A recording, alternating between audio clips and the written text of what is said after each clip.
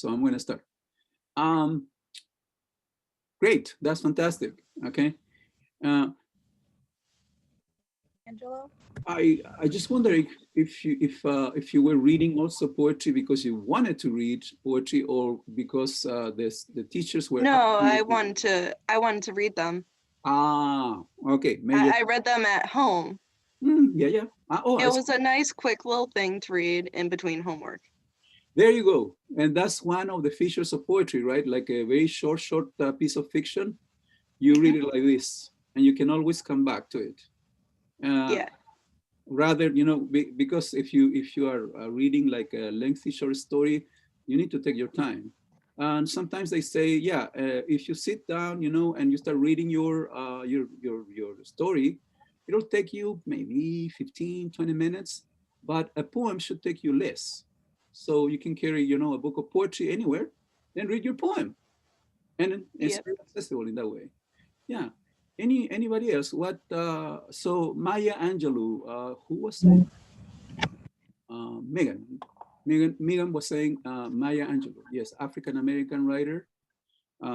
She wrote a number. I know that she wrote because I read them. A number of autobiographies, so sequel to books, and people have read those. And and she also wrote poetry. And I think didn't she read? No, I don't think so. She's got this amazing one poem that many people know. Okay, I think it's called like I rise, uh, and I rise. I remember that it repeats the same line. Maya Angelou. Edgar Allan Poe is a poet that I think many people have read I don't know, in high school maybe. Any other poets that you would like to mention? Anybody else? Okay, Homer, Greek poet. Okay, that's going way back, and yeah, that's like epic, right? So it's tons of lines and a storyline somehow. Yeah, the Iliad. Yes, yes, yeah, indeed. That's amazing. But what about American poets or Latin American poets? Uh, if you don't need, I don't mean to press the issue, but I would like to ask the question. Okay, Edgar Allan Poe is a very important poet, yes, and also a story writer, fiction writer, and many people know him by his fiction, right, related to horror and detective stories, brainy at times, But what about um, Oh, how about Emily um, Dickinson? yeah, to begin with, the story, I think we need to mention Emily Dickinson for the States.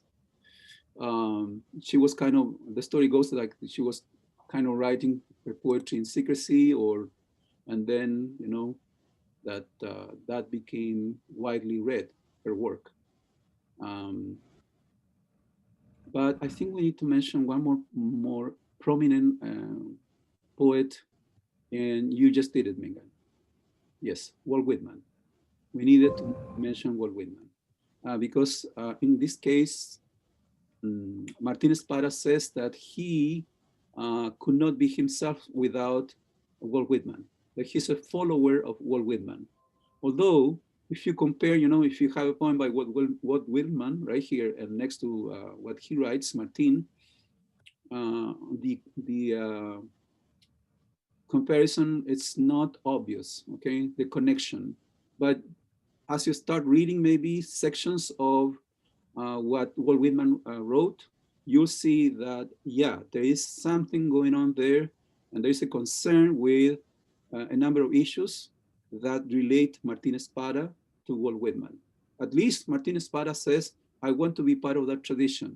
And I see myself, in the Whitmanian tradition of poetry.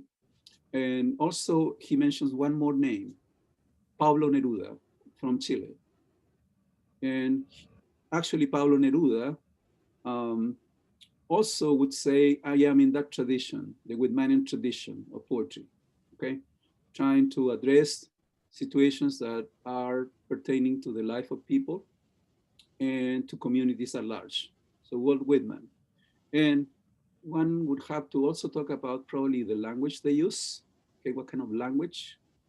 And by that I mean it's a language that is trying to be perhaps accessible, okay? Perhaps that's the word. Um, as opposed to a language that some people would deem as obscure, okay? Obscure. Um, okay, I'm just hinting at the top of the iceberg here, because that discussion could take well, pages and pages, I guess, for people who are interested in poetry. Okay. Um, okay, so let's get to know what is Martín Espada doing. Okay, in terms of his poetry. Um, I am tempted to say we should start by reading together the first poem, but although I think it's a good introduction, it may not be the best poem to begin with. Um, I wonder if you, since you've read the poems already, if you have a preference for a poem. Go ahead. What would be the poem, Max? In case. The poem I would like would El Señor está muerto. Oh, that's a lengthy poem, Max. Okay. I'm sorry.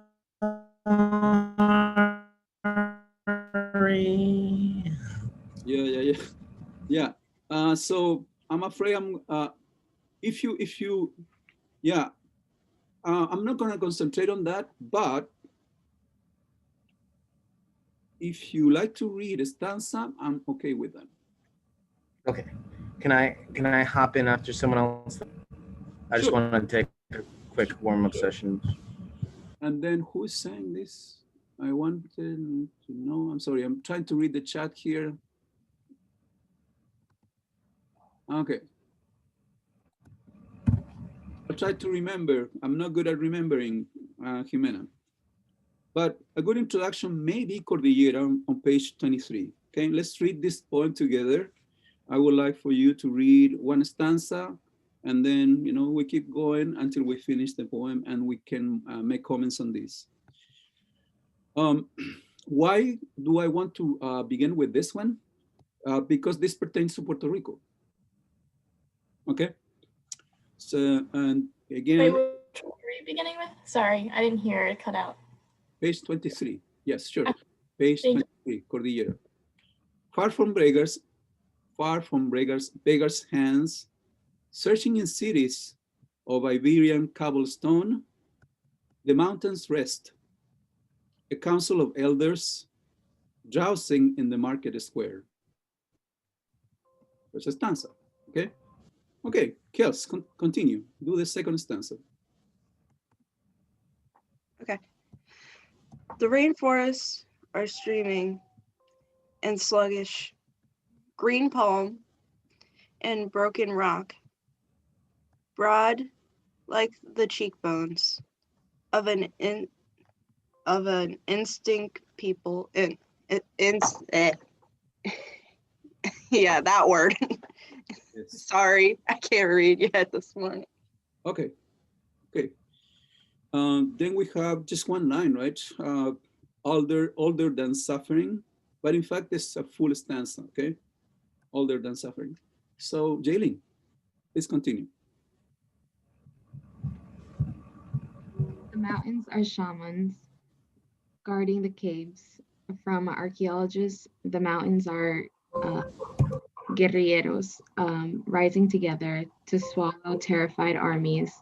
The mountains are peasants, great shoulders breaking the earth to spring forth crops. Excellent, thanks a lot. Lindsay, can you read the next stanza?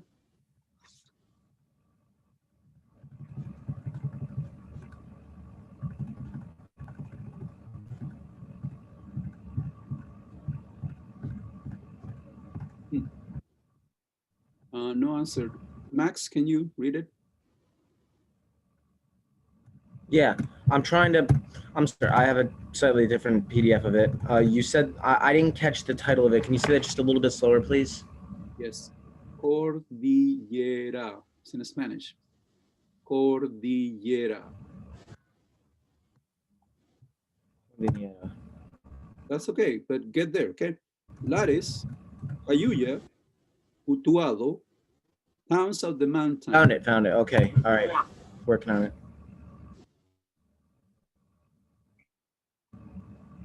Right, so we left off on cheekbones of extinct people, and we're now on older than suffering, the mountains are We read that. shamans. We read that. We are at Lares, Ayuya, Utuado.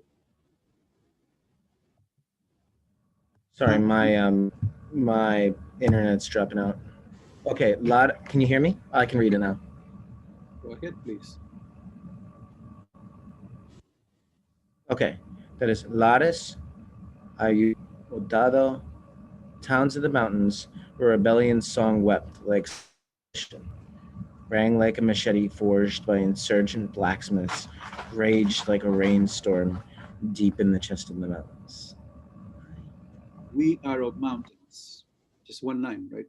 We are of mountains. Shamani, could you continue? One more stanza.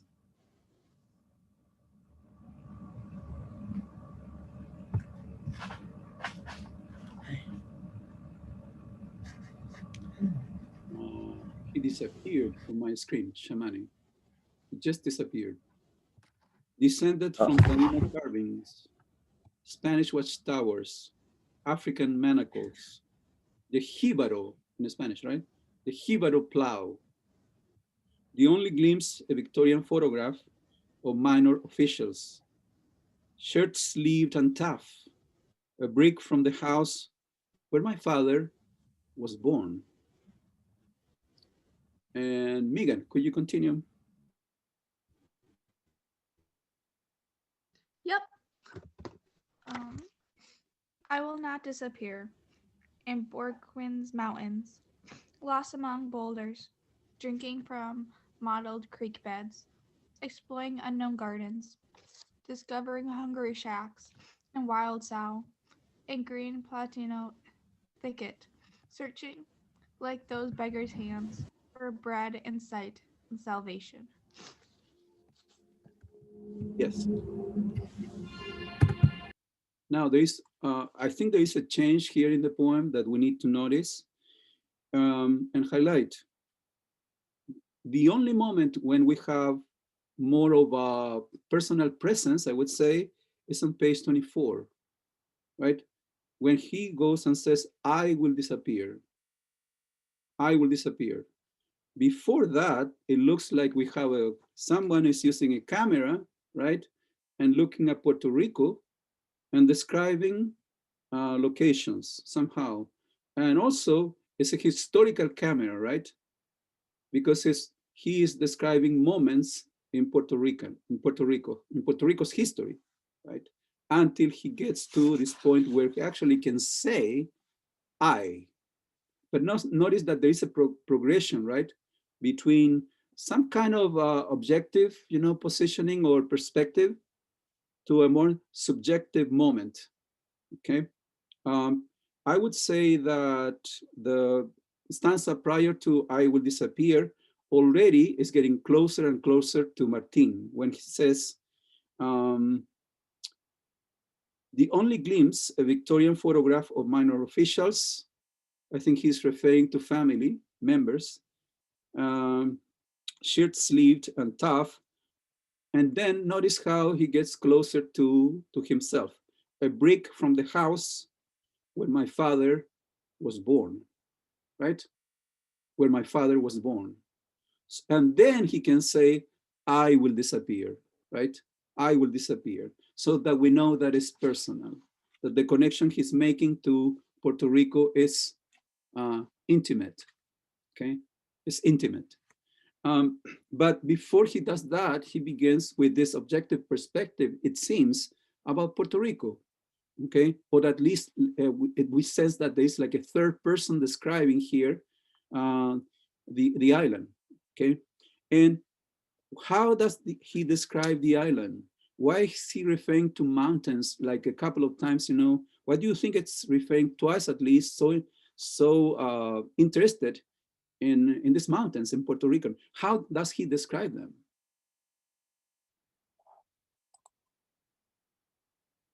Oh, okay. Oh, I see what you're doing.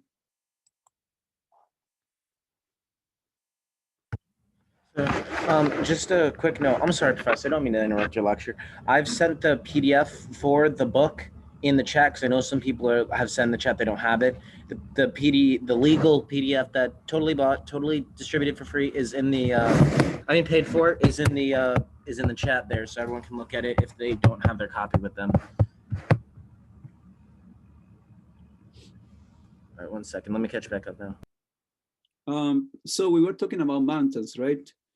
Notice that he says Iberian cobblestone. He's referring to the connection between Puerto Rico and Spain, right?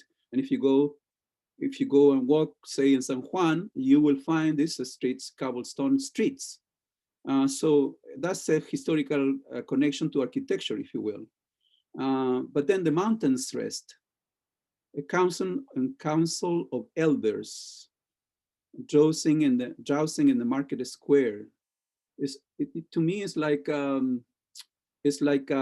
is some kind of respect that one needs to pay to the geography of Puerto Rico, and in particular to mountains. They are not necessarily only mountains, right?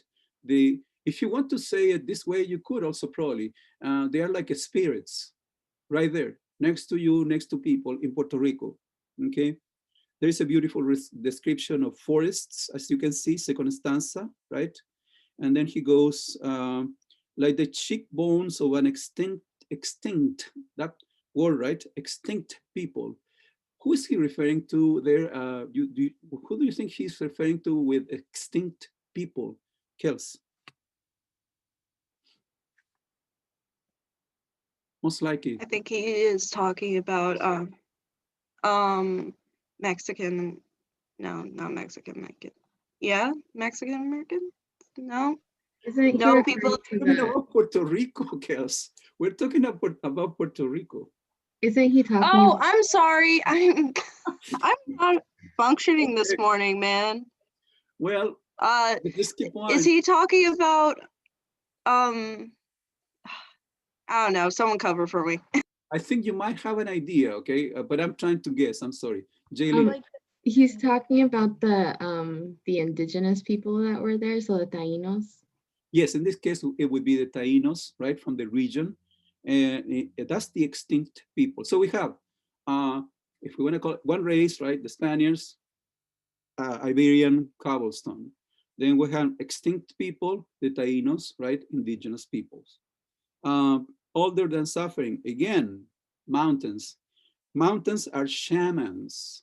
Now, could somebody explain the word to me, please? Shamans, Jimena, what is that? Is that like a doctor, like a medicine doctor, a spiritual doctor of sorts? I think so, exactly, a healer, right? A healer. Yes. So I think he's making the connection between, indigenous communities and healers or shamans in this case. But notice for him, so therefore the mountains are like the protectors of the Puerto Rican people, right? Guarding the caves from archaeologists, because archaeologists are intruders, right? They wanna just excavate the stuff and get the information, take it maybe to Europe, take it to the United States, whatever. The mountains are now guerrilleros. What does that mean, anybody? Max, what do you know about that word in particular? Guerrilleros.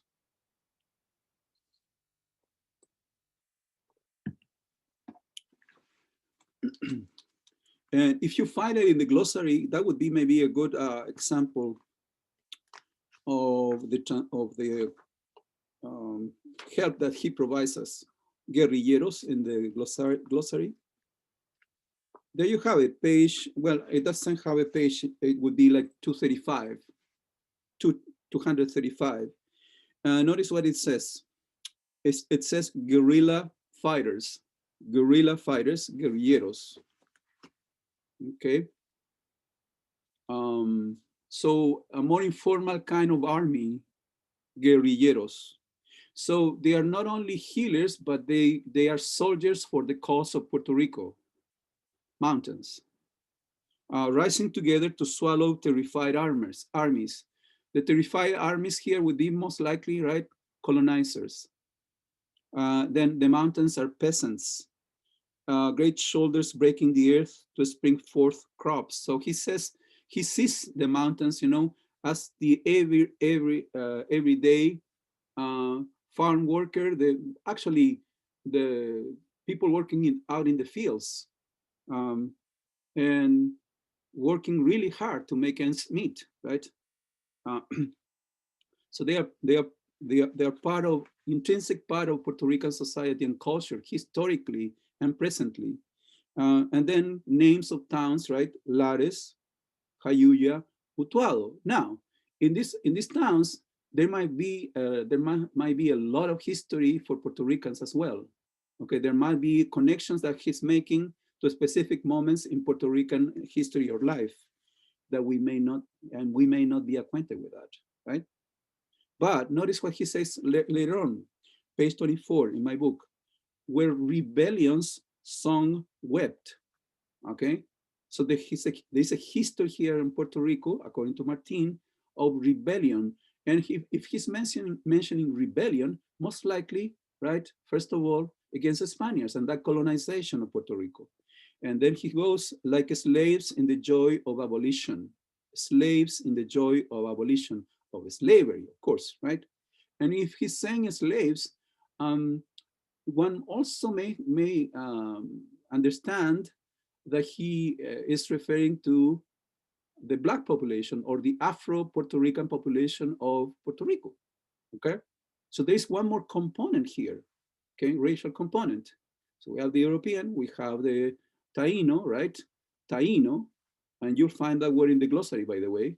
And we have now the Afro-Puerto Rican population. And the rebellion was there, right? Rang like a machete, raged like a rainstorm. Notice how he highlights the rebellion by the R sound, okay? Rebellion, rang, raged, rainstorm, okay? That's what you can do with poetry, and prose writers also do it actually, okay? You play with syllables and vowels, right? To get your point across somehow, okay? To intensify language. One definition of poetry may be that, okay? It's language taken to its most intense moment, okay? As long as it gets that intensity, you get the impact that poetry needs to make, okay? We are of mountains. So he got it. After describing, the mountains, finally he says it in just one sentence. We are of mountains. And then notice, he says Taino Carvis, descended from Tainos, right? Spanish, now he's saying it. From Spain, African manacles. Here we have the third race, African manacles. Slavery in Puerto Rico, right? And then the Jíbaro plow, meaning the field workers, the peasants. That's the name in Spanish in this region, right? Jíbaro. I think this applies also to Cuba, Jíbaro. I don't know about Dominican Republic though. I don't know if they use the same word, okay, for field worker, Jíbaro. I've heard this word for Cuba and also for Puerto Rico. But then he becomes more personal. Then he suddenly says, the only glimpse a Victorian photograph of minor officials. My own interpretation is that he's kind of going back to the family house in Puerto Rico or one of his relatives' houses. and he's looking at the photographs. Okay, I am my past is also here, looking at the photographs, and then a break from the house where my father was born. So here we are, here is the connection, the explicit, more obvious connection. This is part of me because it's part of my dad. And shaman is coming back. This is becoming like a more active classroom session. I'm trying to admit him for some reason. Playing tag. Yeah, just isn't well, and that's okay. We all know that that's part of life, Zoom life nowadays, right? And I really like the ending. Okay, to be honest with you, I like the ending. Because I don't know. Any comments on the ending of the poem? The last stanza. By ending, I mean the last stanza.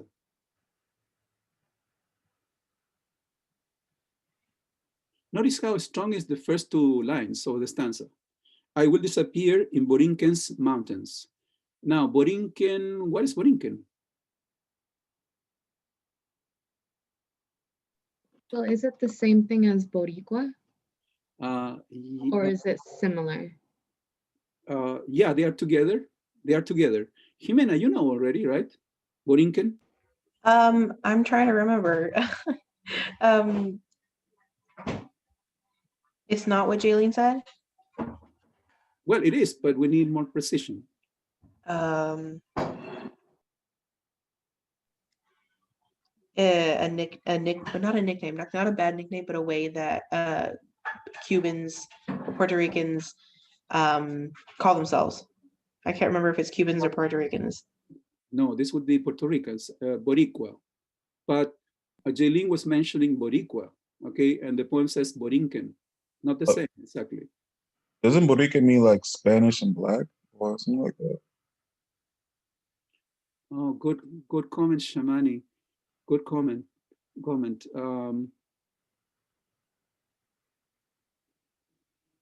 I'm trying to look for a word that would describe that mix, okay? I'm sorry, I'm running a blank. So let's see if he says it in the glossary. Let's look up Borinquen, okay? If you find it, please find it and read it. Borinquen. It says Puerto Rico. It just says the Puerto Rico territory, and then it just goes on about the history of Puerto Rico. Borinquen? Yes, that's why I'm confused. In the glossary? In the glossary? No. I looked it online. I'm sorry. Yeah, please go to the glossary and read what we have in there. Anybody? Go ahead. It's on page 233. It says Borican, corruption of the original indigenous name for the island of Puerto Rico, Borican. There you go. So that's the definition for the glossary. So he's referring to Puerto Rico itself, but according to the name that the indigenous population, the Taínos, would have given to Puerto Rico. So that's why we have Boricuas, Jaylene, Boricuas, because we come from Borinquen. Now, in case somebody knows, because I'm not acquainted with this, some people have met from Puerto Rico, they would call themselves Boricuas, especially if they are here this side of the Puerto Rican population, right? This side, not necessarily on the island. So Boricua, because it's a way of saying, this is the way I belong to that side of the planet, if you will, and I'm talking about ancestry here. It's self-identifying myself, with the Taino, but I'm not sure that if everybody calls themselves Boricuas. So that's the question I have. In the case of Martin, I've never heard him say, I am Boricua. Never, and even in what he writes, I've never seen a sentence that says I am Boricua. So I'm not sure that everybody uses that term, okay, if they are Puerto Ricans. But yes, many people do. And again, they would say it because they feel the distance between, say, Queens, New York, Brooklyn, New York. Martín Espada was born in Brooklyn, right? And he grew up in Brooklyn. And that's part of the poem, actually. That's the point I wanted to make. He's writing the point about, you know, the geography, his vision of Puerto Rico, precisely because he feels, you know, far away from it. And then we come to the last stanza, and he goes and says, I will disappear in Borinquen's mountains. It's like saying, you know, the end of my life is there, and there's significance in this connection I make to Puerto Rico, such significance that my last days will end right there, right? Will be there, will be with the island. And what is it that he finds in the island? Notice, well, in addition to creek beds, right? Unknown gardens in Puerto Rico, hungry shacks, meaning by that, most likely poverty, right? And while saw in green platano thicket, so the green of Puerto Rico, the beautiful Puerto Rico, plus, you know, the well, this animal, right, which you cannot necessarily control that easily, and that is maybe in the wilderness of Puerto Rico. I think that's important for Martin as well, right? Um, um, but notice how he ends, searching.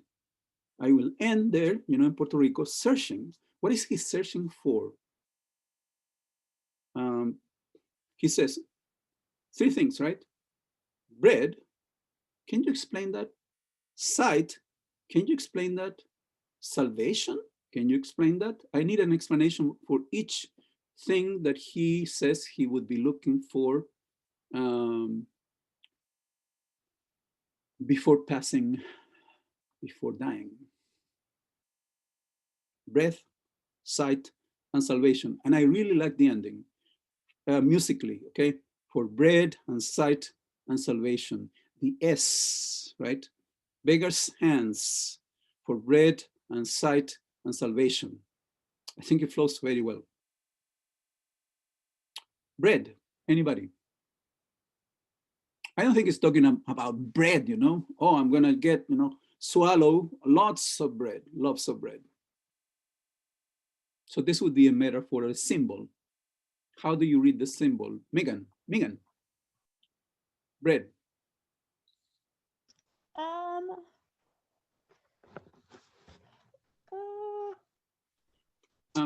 Here we come, you know, to the moment when maybe students would tell me, you know, we need to read too much into poetry. The metaphors and these things, you know, it seems like this is too ambiguous, too kind of confusing and unclear. Okay, but that's the thing with poetry, that it plays with symbols and metaphors to ask us, you know, to read into the metaphor, to make connections creatively on our own. I'm sorry. Would it kind of be like, you know how people say food for sight? Would it kind of be like that? Like it's not actually feeding them, but the sights and the surroundings is like a metaphor for that? What do people mean when they say food for sight? Like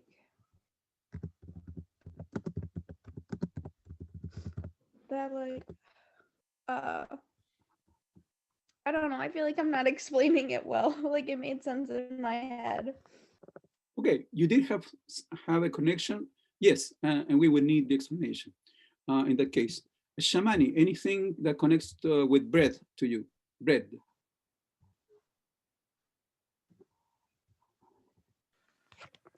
Bread? No, bread. Yeah, bread. Um, you know, generally when I think of bread, I just think of like what's the right word? You're saying looking for bread, right? Yeah, just looking for like, you know what I'm saying, nourishment or like just like daily like need. You know what I'm saying?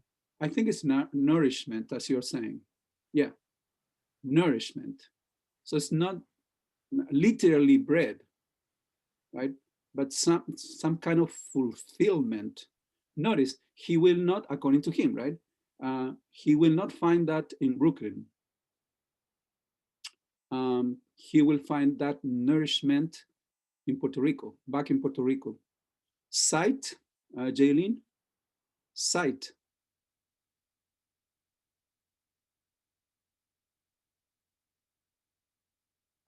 Could he be referring to like maybe where he is in terms of like location for sight? I don't understand that because he grew up in Brooklyn. He grew up in Brooklyn, so he's from Brooklyn, right? If I go very simply in what you said.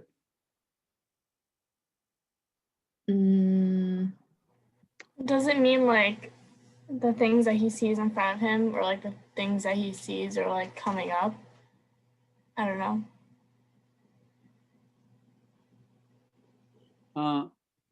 I think I understand what you're saying now. Okay, maybe Jaylene was saying the same.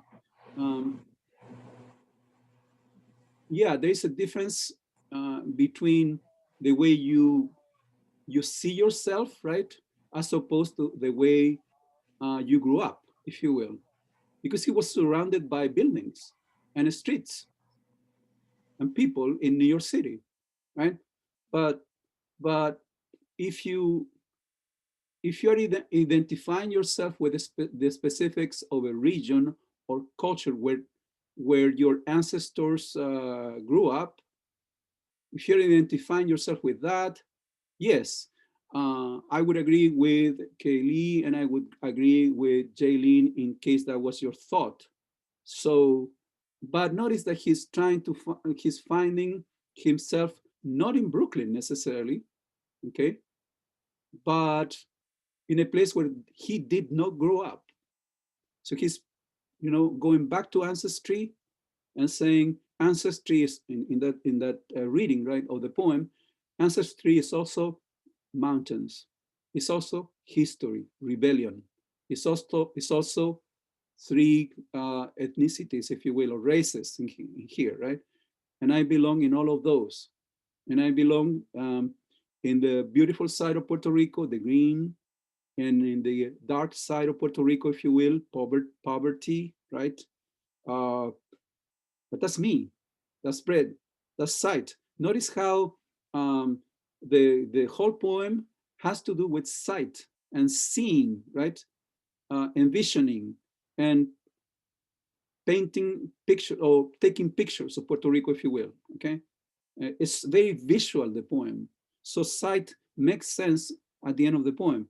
And then we have this strong word, I think salvation is very strong. And in that regard, it could be great to end the poem with salvation then. Why salvation? Any answers? Any takers on that word, salvation?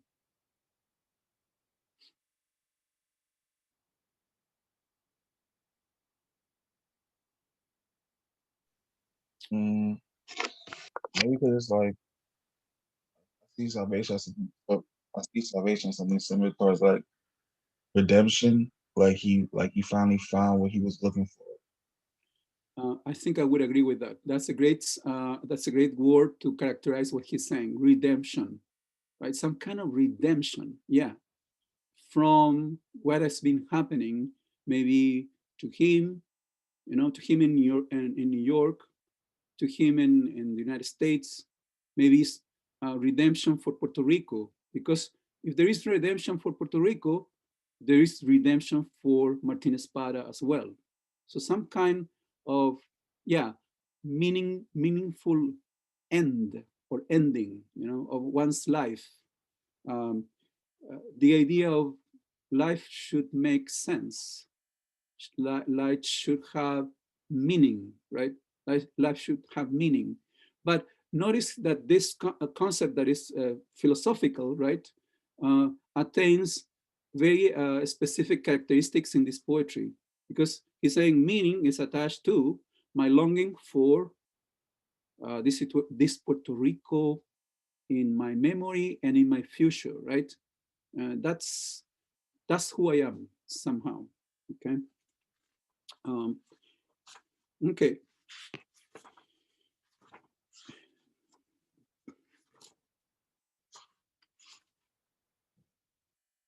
So I wanted to read that one because I thought it was important to begin with something more personal to get to understand his viewpoint, the viewpoint of the poet, Martín Espada.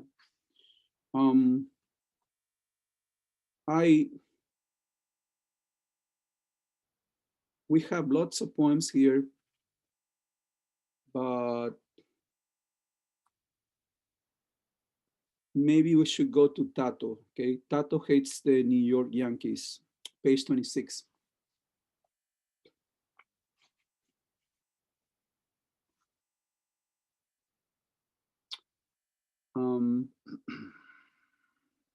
Okay, so we have time.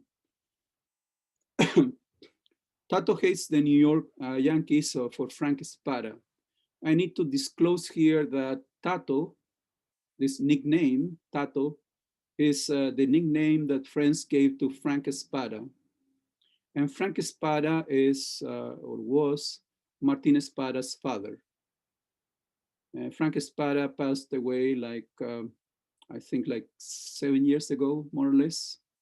And he was a photographer, a union organizer, an activist in New York City. And he was very important for the Puerto Rican community in the city. And he also created a collection of photographs based on the immigration process of Puerto Ricans to different sides of the United States. For instance, this collection of photographies that was moving around the states, okay, he got for it to be exhibit at different locations in the United States. One interesting side of this collection of photographs, and if you look up Frank Espada photography, you'll find them, okay? You'll find it. You'll find the sequence. The interesting fact for me was that he went to Hawaii and he took photographs of Puerto Ricans in Hawaii because there was migration from Puerto Rico to Hawaii, and children were born out of, the mixing of people from Hawaii and the Puerto Rican migrants or immigrants, to the island. So that's an interesting story that we know little about. Okay, maybe more people will be exploring that maybe nowadays they are already, or in the future. I think that's something unknown for most everybody. Okay, so let's read the poem again, or for the first time actually. I'm going to begin and then I'm going to ask you to read a stanza as we did before. It was 1947. Tato was getting a tryout with the New York Yankees. That was the first stanza. Kels, please read the second one.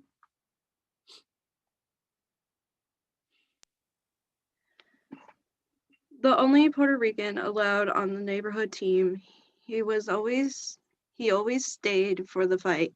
After the game, shouts and the skidding of the spikes on asphalt. Yes, he was 17 years old, right? Max, can you read that?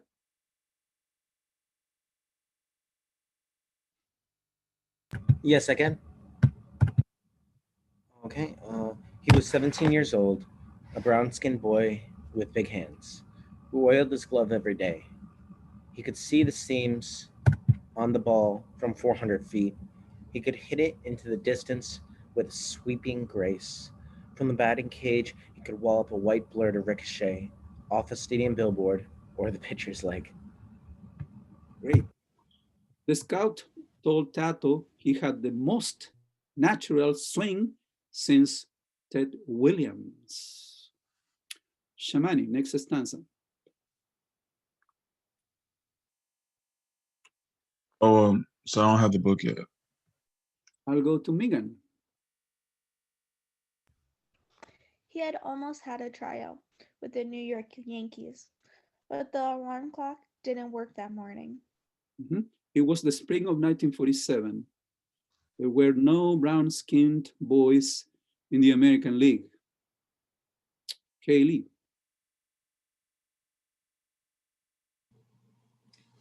And the New York Yankees gave no more tryouts.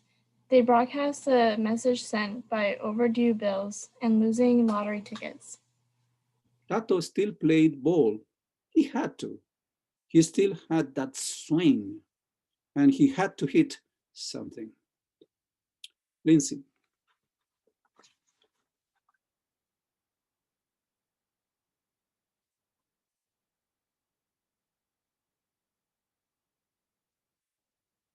No answer. Jaylene. He played semi-pro, the industrial leagues, first base for the Tool and Die Company, stealing home in the crippled old stadium outside Jersey City.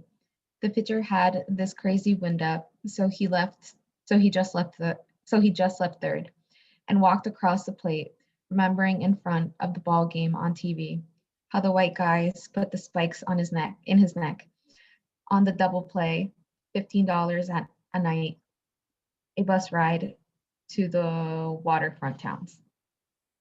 Then he was working graveyard shift with the sanitation crew on the Holland Tunnel, soaping his illusions off the walls. I wasn't good enough, he says today, but the worst are cheated bettors at the track. No one calls him Tato anymore, and he hates the New York Yankees. Okay, so notice that the poem makes reference to a specific date in this case, okay? It was a year, it was 1947. So you need to keep that in mind when you read the poem, right? And then the poem ends with the present times, I guess. The present times being the moment in which Martin is writing the poem, I guess, right? The ending was, I wasn't good enough. He says today, today. But the words are cheated bettors at the track, okay? I have a question for you. I grew up, as most of you know, in Chile, in South America, right? In Chile, what do you think is the main sport that people are fanatic about? Not Soccer. I'm sorry. Soccer. Yes, it's soccer. It's not basketball, although nowadays, many people just follow the leagues on TV. It's not anything else that you can think of. Maybe for the time, some people were really into boxing, okay? That was when at the beginning of the TV times, and when the radio was most widely, the media. Everybody had access to radio and then some TV. But yes, soccer has been the most traditionally the most important game for South Americans. There are some variations, okay, like kind of interesting variations in South America, in that side of the Americas, in terms of the sports. But soccer is, as you know, is prominent. And so, guys, no baseball for me. No baseball whatsoever. There was like, if you were to ask me, when I was a child, what are you talking about? I would say, I have no idea about baseball. So for me, it's taken a while, and I always say that because my son, was so much into sports, I kind of got acquainted with baseball that way because he was playing for a while and he loved baseball, but he loved many sports, not only baseball. And then I had to kind of study a bit, because Martín Espada is so, for him, baseball is in his heart. And notice his father played baseball as well, right? And we know baseball, for historical reasons, is important in Puerto Rico. I believe in Mexico also, they have leagues, teams. And even I think it's in Colombia, I think they also play the game. Of course, in Dominican Republic, we have people coming, you know, from youngsters, the youth are being trained maybe to become, you know, prominent, important key players here in the States. Uh, so, so we have a history of baseball, right, for these communities. Uh, I guess I need to ask, who's Ted Williams? Ted Williams, he's like this Hall of Famer baseball player. I believe he was a shortstop or something like that. Had a great batting average. He won like 2 World Series and stuff. Right, I think so. I was trying to see, there is no reference in the glossary.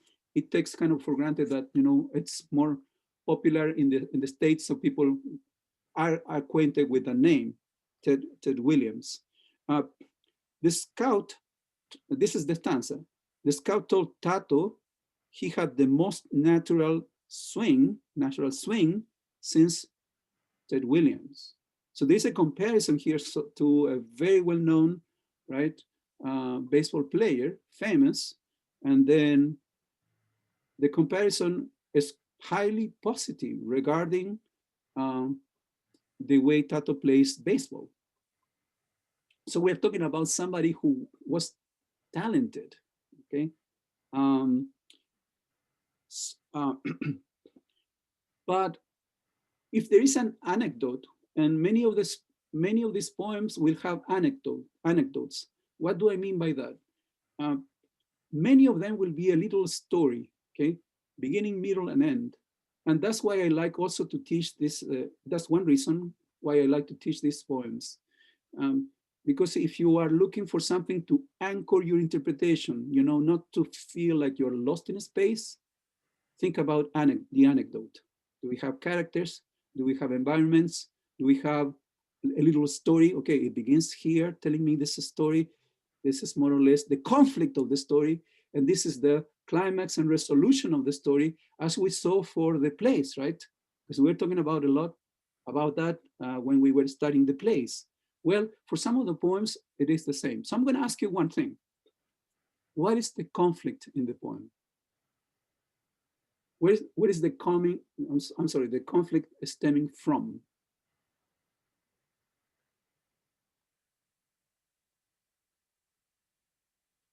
Here we have, first of all, we have a character, right?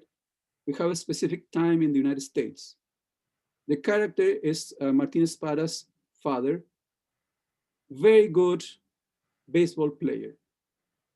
Even, you know, it says at the beginning, Tato was getting a tryout with the New York Yankees. And of course, I know that's a very important baseball team. And I don't think many people could get a tryout, right? Unless this, you know, the guys who come look, this, as he mentions, scouts to the youth playing, you know, they identify the player, and they say, oh, okay, we're gonna give this guy a chance. But what is the conflict? What is the complication in the story? What is the problem in the story? He's like the first. He's trying to be the first like color player or quote unquote brown player. When during that time it was definitely majority white, only white. That's the complication. That's the complication. Okay, race and racial discrimination. That's the complication. Because it does say, as Shamani is remarking here, he was 17 years old, the third stanza, a brown-skinned boy with big hands. So color here is important. And then Martín Espada is more explicit about the conflict. Where do we have? Okay, page 27, third stanza down the page. It reads, it was the spring of 1947. there were no brown-skinned boys in the American League, which means he's talking about, well, if we make a difference here between black and brown, right? When he says there were no brown-skinned boys, it means indeed there were no black players, right, in the American League. How come? 1947. What is the context? Isn't that when there was like a lot of segregation? Exactly. We have to refer to that. We have to refer to that. And personally, I was remembering an expression, historical expression that we use in the United States, right? The Jim Crow moment in the history of the United States. And I looked up a while ago this, so I'm going to show it to you right here, what I found in the Britannica Encyclopedia.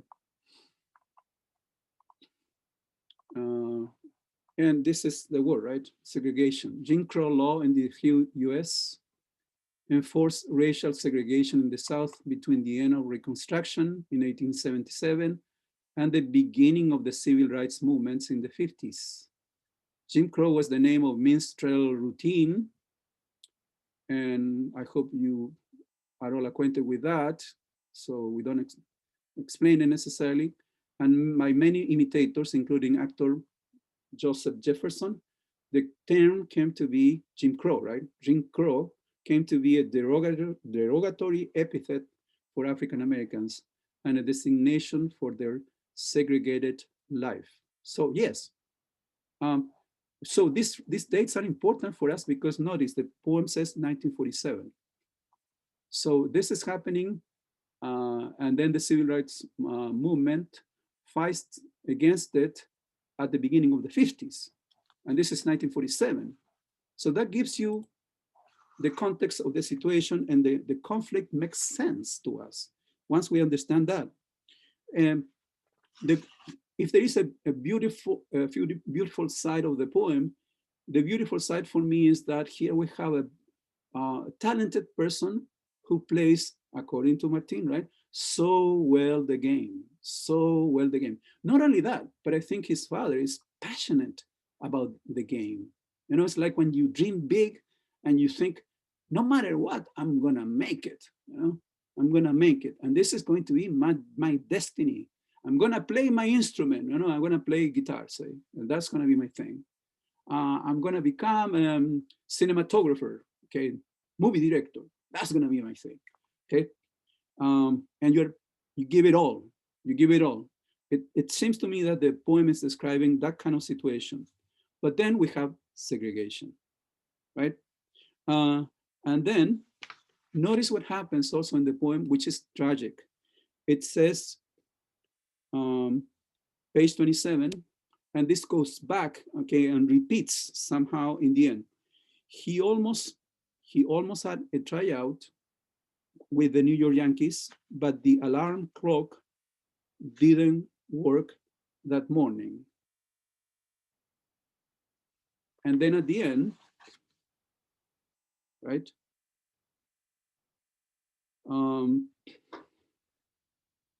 It says, the most tragic maybe lines or line is when we read, I was not good enough, he says today, but the words are cheated bettors at the track. So what is the tragedy? What was the tragedy here? There are two tragedies that I see. One, segregation and racial discrimination prevents Tato from joining in the end the New York Yankees. That's one. But secondly, and more personally, what is the second tragedy here?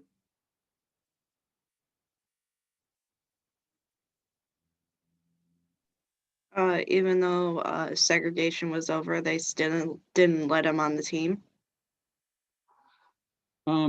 Did he get to do the tryouts? Oh, no, he missed the tryouts because of the alarm clock. Thank you for saying that, because I needed that statement. Is that what took place? He couldn't make the tryouts because of the alarm clock. Is that what took place?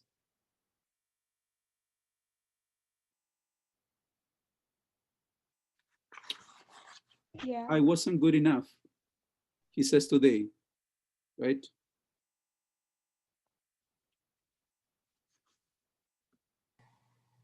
Was he like actually good enough, but they're preventing him from playing?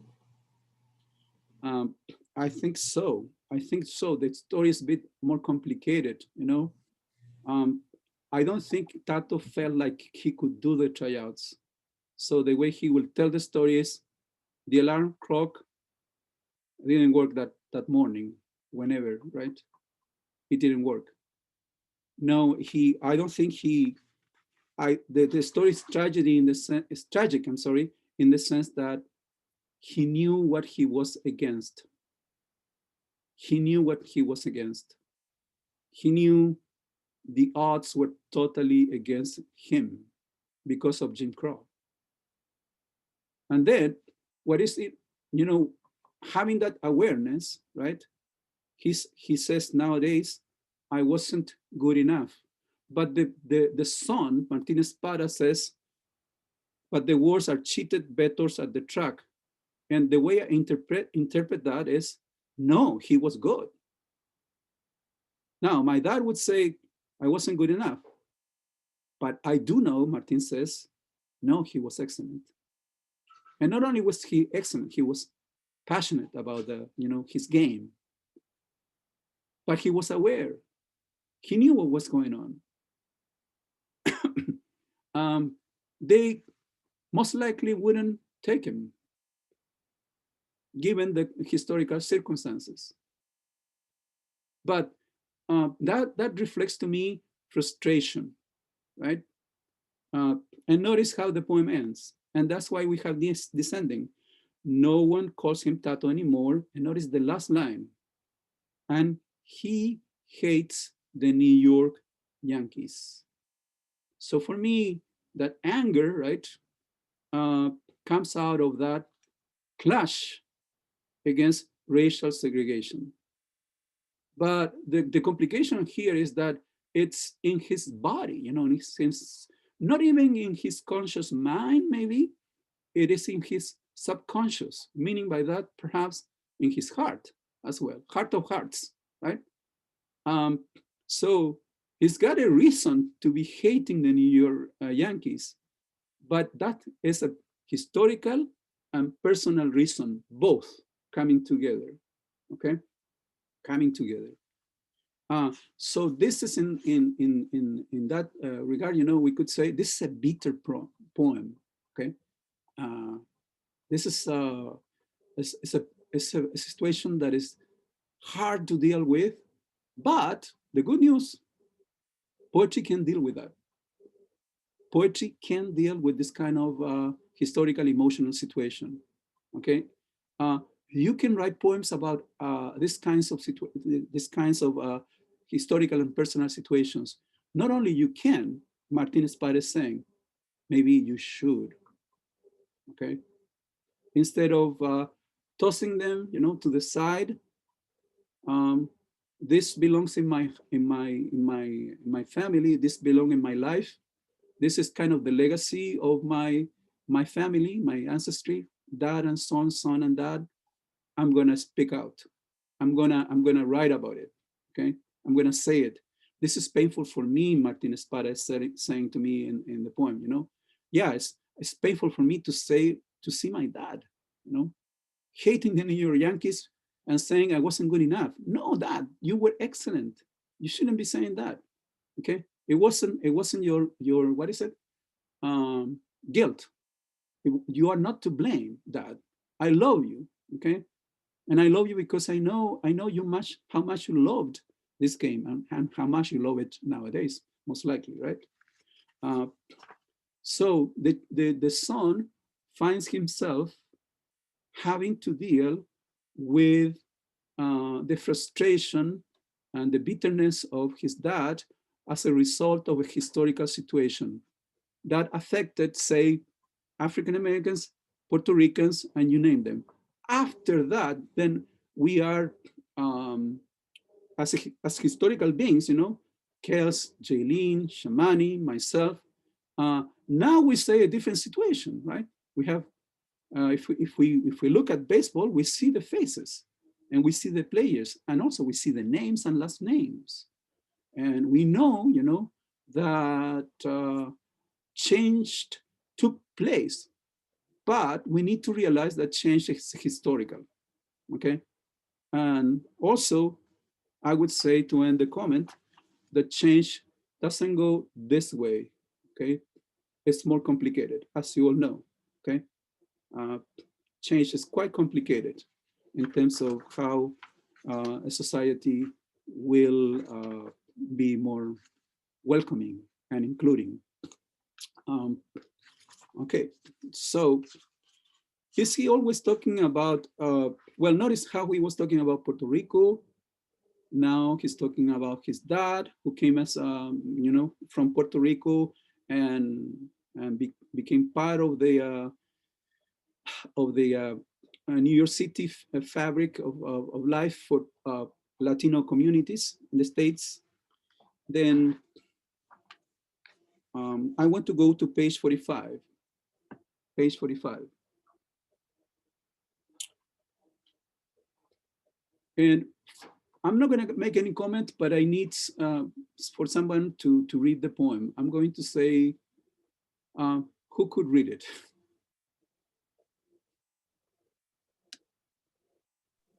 I'll read it. Thanks. Do you want me to read the title too?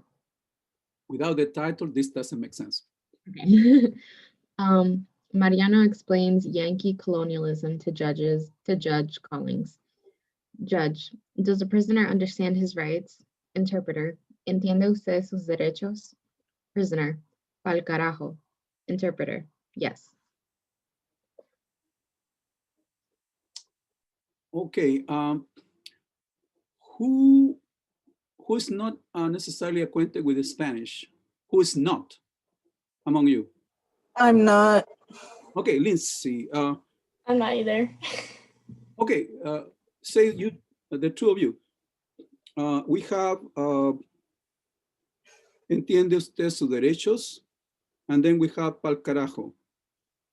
Question, do you understand the poem? Do you understand, even though you don't, you're saying, you know, no, I'm not acquainted with the Spanish. Do you understand the poem? Do you need a translation, or is the poem enough for you to kind of? I think it'll be easier if I had a translation. Okay, and Kaylee? I feel like I still understand it, like the concept of what he's trying to get across. Like I still understand without knowing the other. Please go ahead. What is the point? I think the point is just to show like segregation, and like he could have been this amazing player, but there was things in the way that stopped him from becoming, or like. I'm sorry, you're referring to the previous poem. This poem that sorry. has nothing to do with playing baseball, right? We're talking about Mariano. We're talking about Mariano explained Yankee colonialism now. Oh, sorry. Okay. And I just said the two sentences in Spanish precisely because I wanted to see if you understood the point he's making.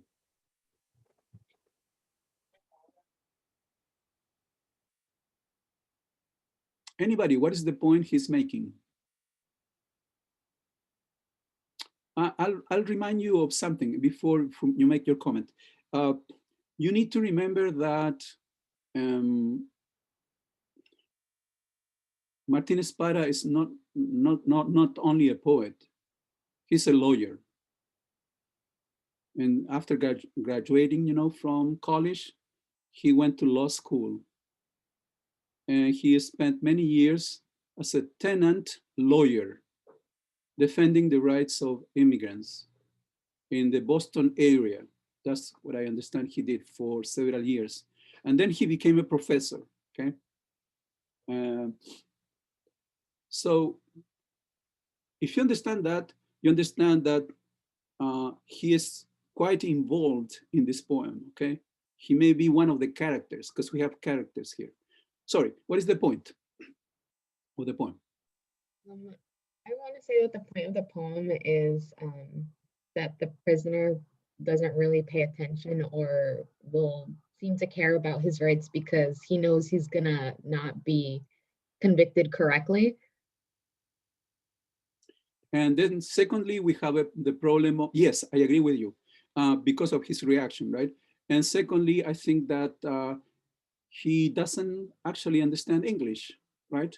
So he's saying, does the judge says, does the prisoner understand his rights, right? And the interpreter translates that very well into Spanish. But then the prisoner does not understand at all, not only English, but the legal system. So that's why the interpreter has to be there. And for me, the interpreter is Martín Espada, okay? And then notice the ending. The interpreter says, yes, but what has the prisoner said? Not at all. Not at all, right? And maybe one possible translation for pal carajo would be the hell I do. And that's soft, okay? That's soft, but that's a possible translation. The hell I do.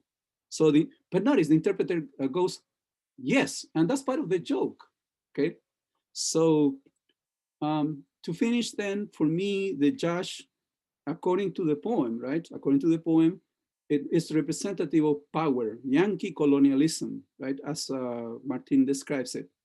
Power, the power of imposed upon people who are Latinos, okay? And then people who may not be bilingual or middle class at all, you know? This is a person who cannot protect himself. And so he says, the prisoner pal carajo, and if the judge is going to hear that, you know, that's the end of the case, right? So the interpreter has to go and say, yes, or well, he'll say it softly, right? Yes, yes, and very formally. But for me, the poem is a joke in the end, right? It's a joke, but it's also about protecting the other against himself, against themselves. So I'll see you after a break. If you have a question about the work to be done, the letter, please stay. If not, have a great Thanksgiving time, okay? Would it be easier if I just looked up the Spanish words on Google Translate? No, because you have one, the glossary, and secondly, you have me. So I just translated it for you. Oh. Got it. There you go. I'll just look at the glossary. Yeah, it's easy. Have a great Thanksgiving, Lindsay. You too. Thank you, Professor. Thank you. I just have a question about the paper. So it's a letter to him writing about our education. Yes, so please write about high school in your case, or elementary school, middle school. In your case, since yours is very interesting because you went to a bilingual program. So of course, write about that, because that's a major, you know, topic for hanging on memory. So it's you writing about you and addressing him, okay, Mr. Rodriguez, throughout the letter, but write about your process of education, and then use the quotations to kind of back up the points that you're making about your own education. So yes, this is about your education, not his. Mostly, I would say. Okay, I just wanted to make sure that I had like the right criteria or like the right things to include in my essay or my letter, better said. I'm hoping that the quotations will somehow help you with your own ideas and that you're describing about your education, and that these quotations will also give you like a way to reflect on your own education. You know, oh, he's talking about this moment, and I can relate something in my own life process to what he's saying here. I'm gonna write about this, okay? I'm gonna compare what took place in my case to his own life in school, if you will. And is there, I don't know if you mentioned this or if you put it in the raise your hand section, but is there a page limit to this or? Yes, there is a page limit, yes. For the letter, yes. Okay, because I'm like, I could write a lot, but I don't want to be repetitive, you know. I don't want to add too much fluff to it. I want to get to like the main points of it as well. No, I say a minimum of 4 pages, 4 pages. excluding quotations. Excluding the quotations. So if the quotations are in the end going to add up to 1 page, right? It would be 5 pages. Okay. But 4 pages of your own writing. That's what I say. But please do not forget that this is not the typical paper. I'm actually asking you to write a letter to him. And that's what I say, address him constantly. Okay. Talk to him. Okay, that's what I wanted to know. Yeah, yeah. Okay. Thank you. Okay, have a great holiday. You too. Huh? Bye. Bye. Holiday, well, I guess so.